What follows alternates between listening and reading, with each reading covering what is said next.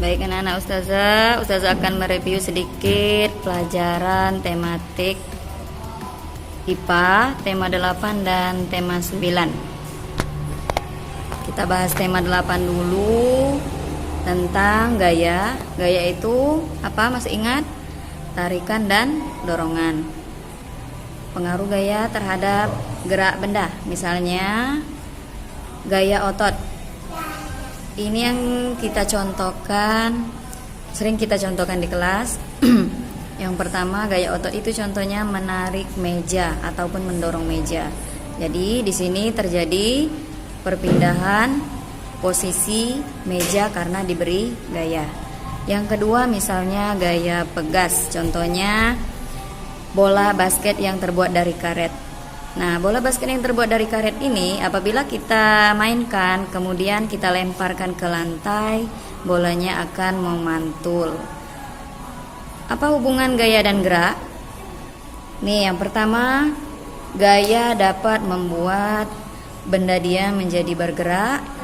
Gaya dapat membuat benda gerak menjadi lambat atau berhenti. Yang berikutnya, gaya dapat mengubah arah gerak benda.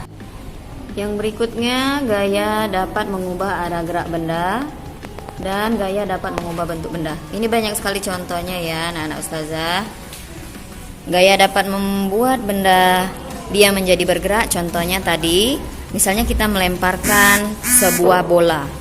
Nah, bola yang diam kemudian kita ambil dan kita lemparkan, dia akan bergerak, menggelinding dan berpindah posisi.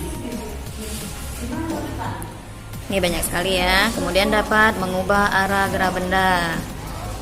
Gaya dapat mengubah bentuk benda. Misalnya ini ada yang kita tugaskan kemarin, membuat hewan terbuat dari plastisin ya. Nah, itu contohnya. Kemudian tema 9. Tema 9 judul besarnya sumber energi. Nih, sumber energi terbesar di bumi apa? Matahari. Matahari itu adalah sumber energi terbesar di bumi. Banyak sekali manfaatnya, seperti pemanasan bumi, kemudian bisa mengeringkan pakaian, untuk para nelayan bisa mengeringkan ikan asin dan lain-lain. Kemudian sumber energi yang lain yaitu pembangkit listrik. Ini kan listrik banyak ya, pembangkit listrik tenaga air, PLTA. Nih, jadi listrik itu yang kita pakai sekarang itu berasal dari sumbernya, pembangkit listriknya. Ada juga macam-macam energi. Yang pertama energi panas, energi bunyi, dan energi listrik. Nah, energi panas ini misalnya energi panas disebut juga dengan energi kalor ya. Jadi energi tersebut bisa dimanfaatkan untuk mengeringkan atau pemanasan benda lain, memanaskan benda lainnya. Misalnya energi panas dari matahari untuk menjemur ikan asin tadi ya. Kemudian energi bunyi.